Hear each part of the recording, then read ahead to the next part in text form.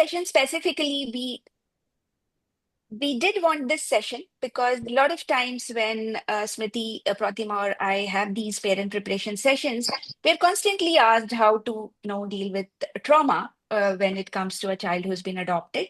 So we thought it was important to address this as an entire session. And for that, I am very thrilled and happy to welcome Renu Srinivasan, who is an educationist, psychologist, and a special educator. She's an empanelled adoption counselor certified by the Department of WCD and UNICEF. She's a master trainer for trauma-informed caregiving, International L&D Center India, and she works with adults to resolve old trauma, relationship issues, stress, anxiety, grief, etc. She's associated with premier educational institutions across the country, to name a few. Mothers International School, New Delhi. I don't know how to pronounce it, but La Martiniere School for Girls, Kolkata. Hope I said it right. 30 schools pan India as a teacher trainer with personal educational services. She's also an academic auditor for various schools in Bangalore and Palakkad.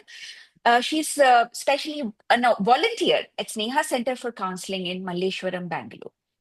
So, a very warm welcome, Renu, and very happy to have you here. Few words before we start the session. If you feel like, please go ahead and start. Thank you, Meera.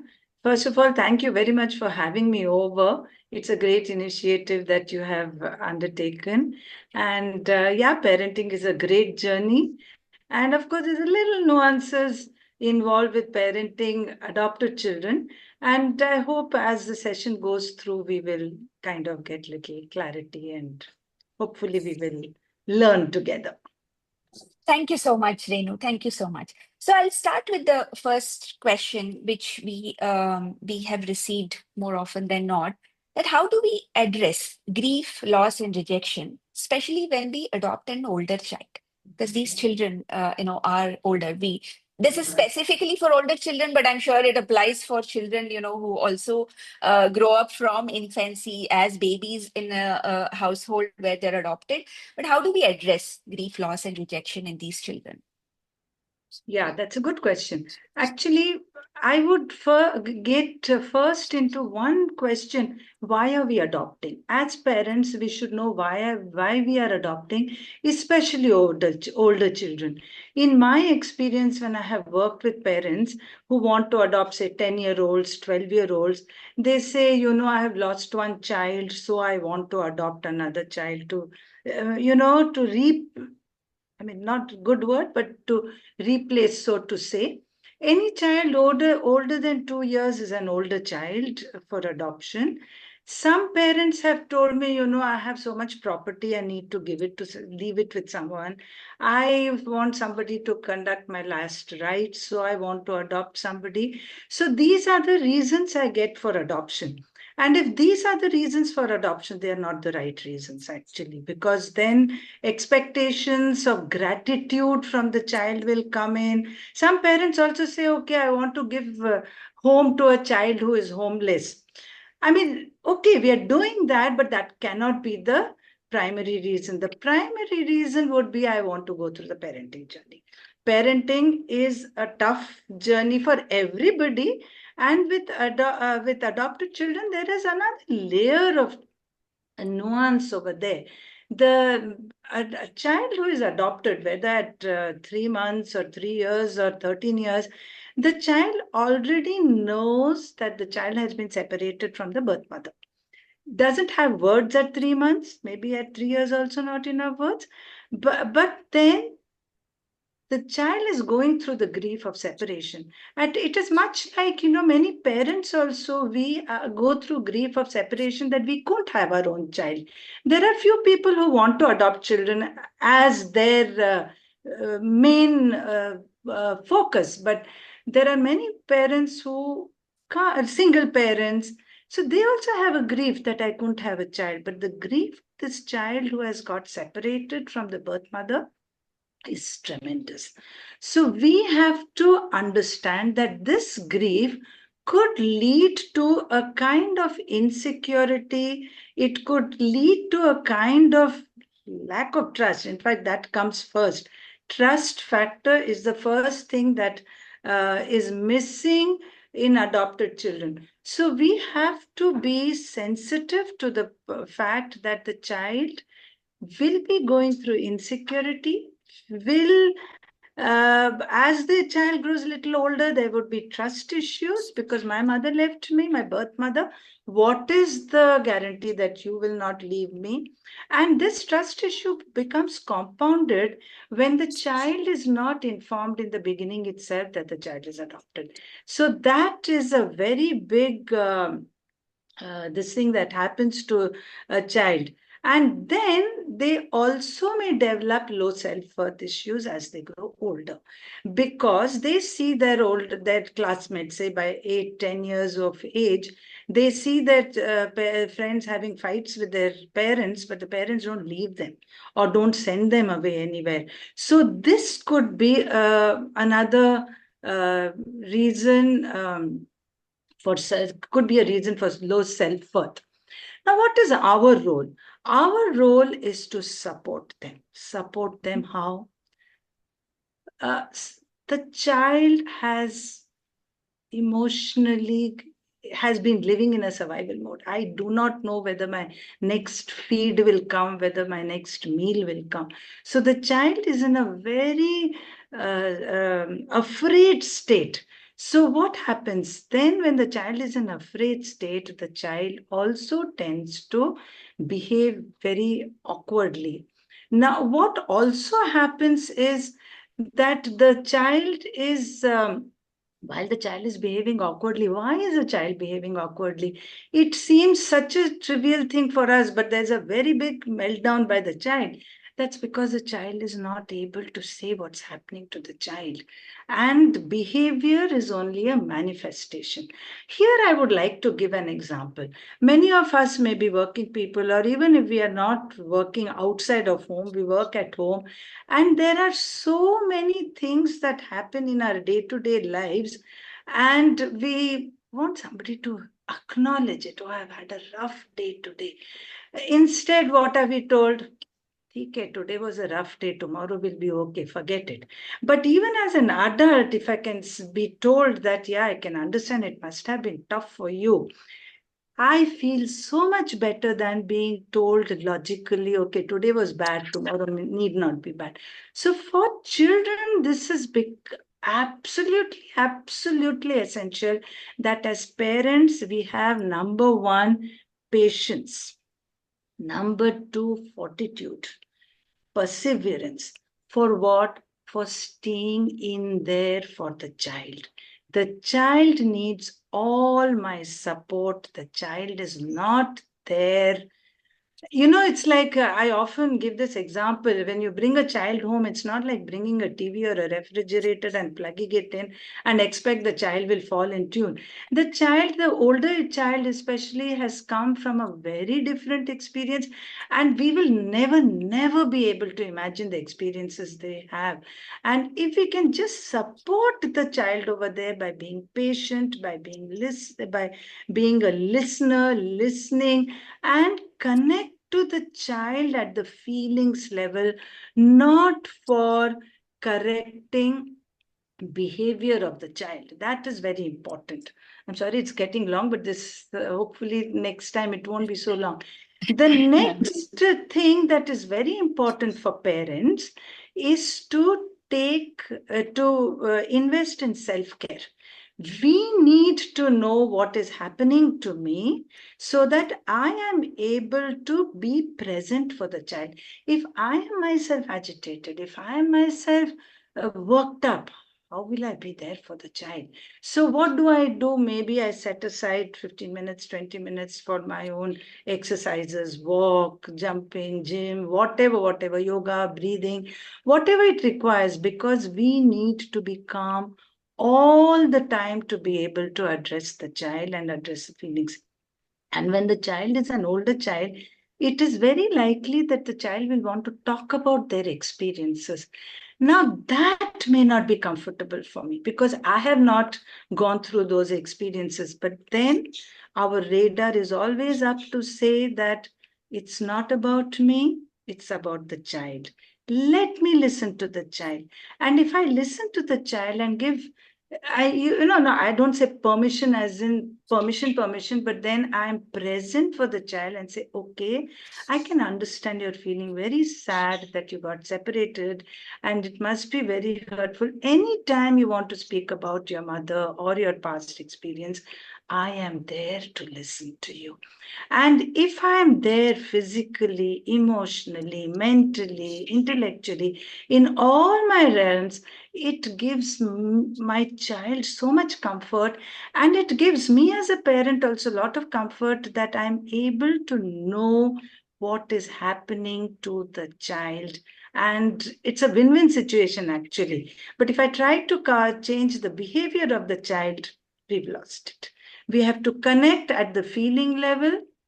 We have to be very, very mindful that I am the adult, I am the parent. Now, biological children are also not perfect, as though they've, the perfect children. And never blame any behavior on adoption. It has nothing to do with adoption. It is me, my presence, that is going to make a difference to the child. Unconditional love. Look at what is nice about the child and say, oh, wow, this is nice. I heard one parent, adopted parent only, saying that I told my child, oh, wow, this is a lovely drawing, but it could have been better. But why? Just say lovely drawing. Did you enjoy drawing it? What is it in your mind that you have drawn? Find out from the child what is in the child's mind, and then we've got it. First few months are going to be tough, but there will be a time when we will be in tune with each other if we are connecting at our feelings level, and support the child in social adjustment, cultural change. If the child comes from a different state, language is different, food is different. So when we go to the agency to bring home the child, it is a good idea to be able to eat a couple of meals over there so that the transition becomes easy. Language, we have to learn at least a few basic sentences to be able to help the child adjust. Because we must remember that when the child comes in, the child is not sure whether the child will stay there. They say, mother, father, who knows? My birth mother left me. What is the guarantee that they will not leave me? And in case there's already a sibling, it is important that the parents prepare the sibling also for the. Yeah, I think I've spoken a lot for You, this, and thank you to the audience also for patiently listening. But I think these are important points that I wished to cover. thank you, Renu. I think you've covered a lot of gamut. I think one thing that stands out from what you said is, especially with children, right? We always expect perfection for some reason. We are not perfect, but we expect the child to be perfect.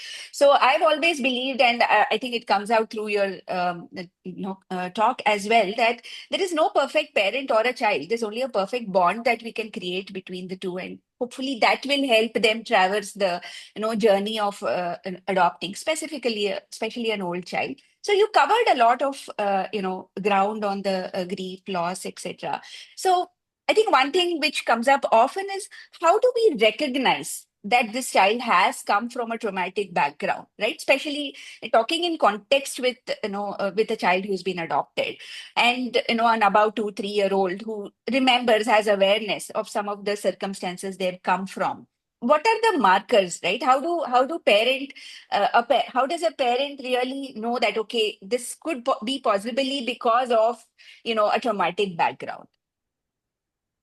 Yeah. So what happens is an older child has gone through some experiences, and it is more likely that the child experience have been adverse experiences, what is called adverse childhood experiences, where there has been some kind of abuse, there has been some kind of, a separation, maybe due to a disaster, natural disaster, war. We read in the papers every day about how, I mean, wars are going, domestic wars are also going on. Then again, you have your international wars was going on. And over there, your child is getting separated, even a disaster, natural disaster.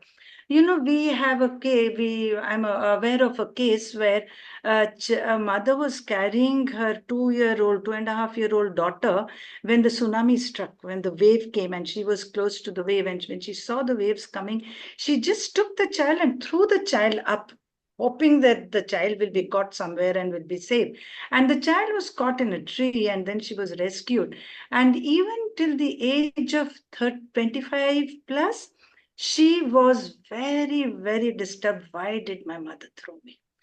That child at 2 and a half did not know my mother was trying to protect me. But then she didn't want that separation from the mother. So that is why these are all, and these traumatic behaviors, these traumatic experiences all translate into behaviors.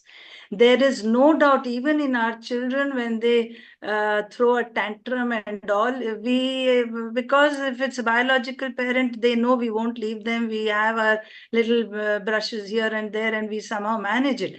But when it comes to an adopted child, we have to be present over there for the behavior, not talk about the behavior. What we do is, okay, it seems that you're upset. Can we talk about it?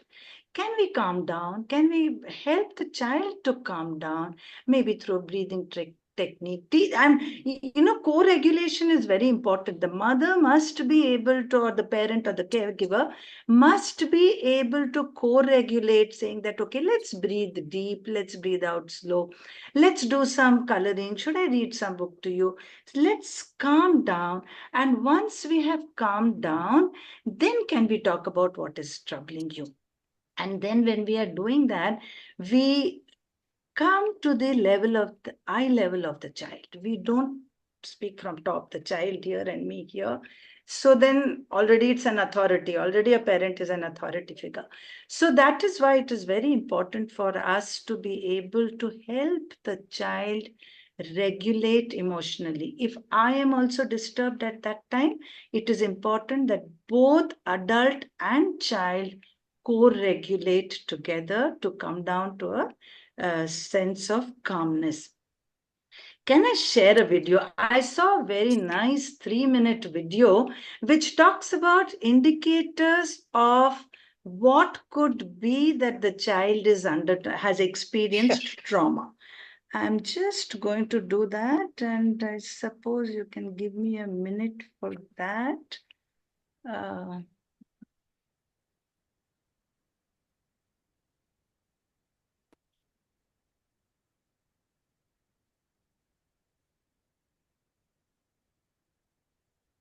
In survival mode. Number 7, you snap easily. You're on edge, and the smallest thing sets you off. It's not who you are, but survival mode makes you very reactive. It feels like you're always on high alert, ready to explode at any moment. Number 6, you're easily overwhelmed. One more thing on your plate feels like it'll break you. People don't get your reactions, but if they saw all you're juggling, they would understand why you're always on edge. Number 5, you forget things constantly. You're so overwhelmed that your memory can't keep up. It's like your brain is overloaded and things start slipping through the cracks more and more. Number 4, you tune everyone out. You're so burnt out that listening feels impossible. It's not rudeness, it's survival mode. Even holding a simple conversation feels like too much effort. Number 3, you're always exhausted. Lack of sleep, poor eating, overworking, it's all catching up. You push through, but deep down, you know you're completely drained. Number 2, your health takes a back seat. Making ends meet comes first. Self-care like exercise and rest are no longer priorities. You put everything else ahead of your well-being. And number 1, you don't have fun anymore. Every day is a grind, and when you finally get free time, you're too drained to enjoy it.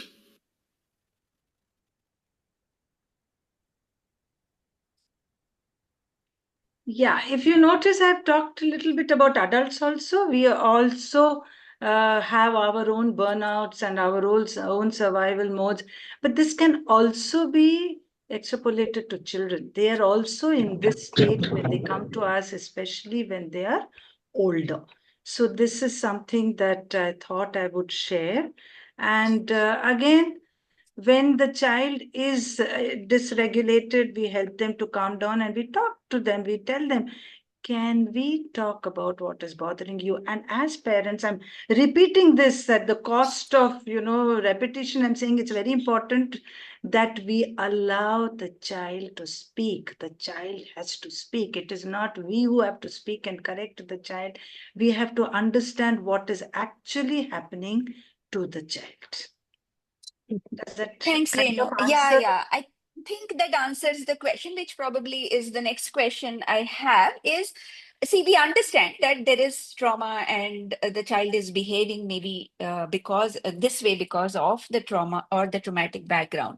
But what are the normal behaviors you would associate or we would associate with a traumatic background, right? Because a lot of parents do have those questions, especially when they are, registering to adopt an older child. What is it that I have to look for? What are the behaviors which I could recognize, that then I know that not that every behavior I know probably has some trigger. So what is the trigger, or what is the behavior which normally we can associate with either grief, rejection, loss, trauma, etc. So some normal behaviors which in especially a child who's adopted when they're older. I suppose the behaviors would be something that we are not expecting. It will be out of context. For example, I may say, okay, put your school bag in its place. Now, when I say that, for me, it is a very natural thing to tell a child, put your school bag in its place, put your shoes in its place. But if the child has had a rough day in school, say it has been bullied in school, saying that, oh, you're adopted. We don't know for what reason the child has been bullied, what kind of peer relationships the child has developed because of past trauma. The first thing to look out is for what we believe is an unexpected behavior, a small thing, and the trigger is big.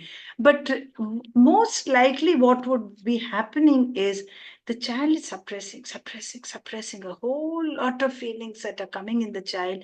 And then this is like the last straw on the hat, on the back, last straw on the camel's back, and the child explodes.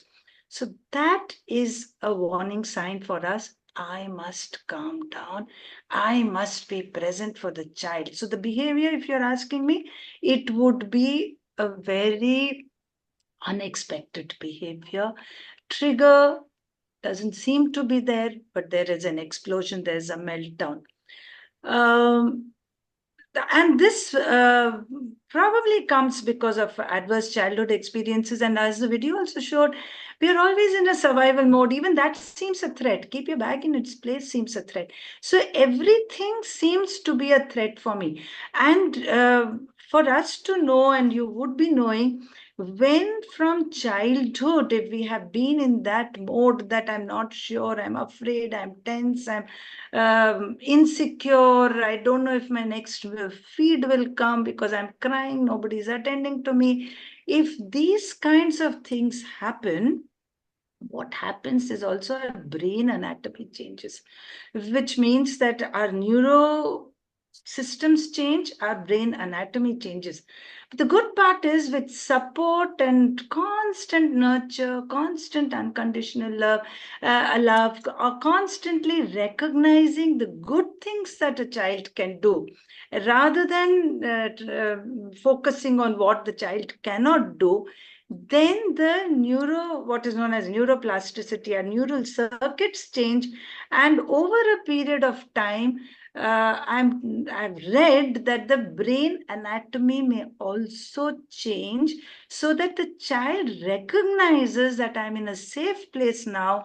I don't need to be worried all the time. And that requires tremendous patience, tremendous time, tremendous energy. All that is required by the caregivers. Thanks, Renu. So to just to segue into the next part, while you're talking, it occurs that so at times, the trauma which the children undergo, right, especially when they are admitted to the childcare institutions or child shelters, when they are a little older. So we've seen cases where they come into the shelter like around 5, 6 years, and their siblings And what happens is they vividly remember. It could be any form of abuse or any form of death they have seen, etc. Right? They vividly remember that. Right. So, and no amount of, let's say, the parent being supportive and talking about it, calmly talking about it helps.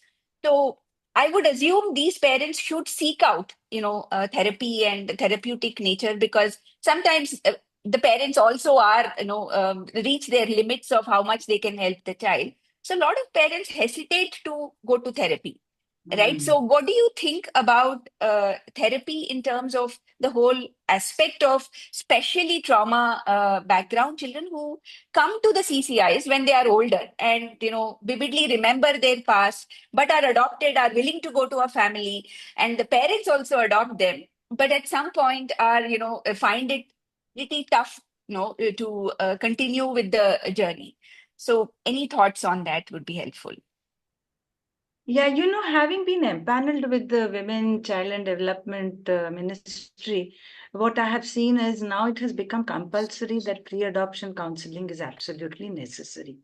And in my experience, what I have seen is that people who are adopting the PAPs, the prospective adoptive parent, they are actually aware of some things, but unaware of some other things also. They don't know so many nuances that are there with parenting and parenting adopted children. So counseling is absolutely very, very important even before adoption.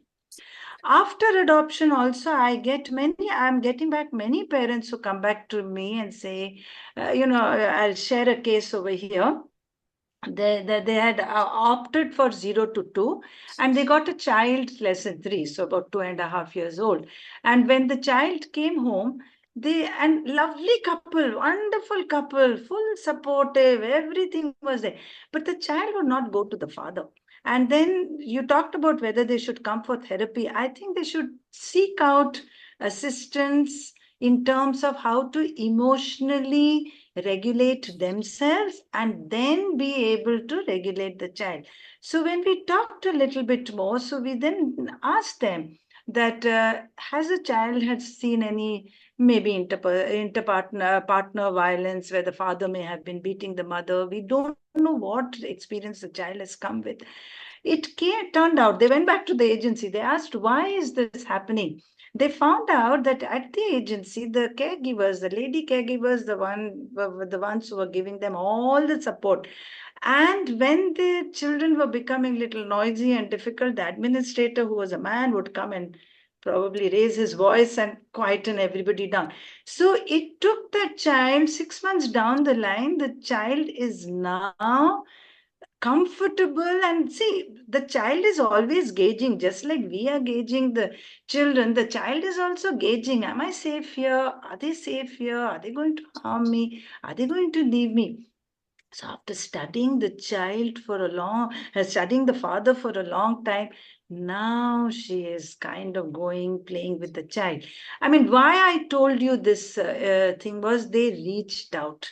We need to reach out because there are so many emotional nuances, so many things that we don't know. We may be very good at our workplace, but that is a different thing, and it's a different ball game with bringing up a child. So it is good to reach out. Unfortunately, there's a stigma attached, but then from our experience at our counseling center where I volunteer, Sneha in Malleshwaram, we have seen that the number of people who are reaching out per annum has been increasing a lot. So that makes us believe, though non-scientifically, that the stigma is probably reducing. So we must reach out when we are distressed, when we parents are distressed, we must reach out. And there are so many counselors available who will be able to help parents regulate themselves so that they can be present for the child.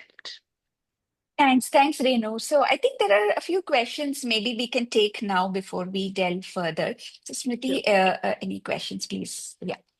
Okay, great. So I was going to say, let's jump to audience questions. So what I'll do, hi everyone, what we'll do is we'll turn off recording now. So you're able to ask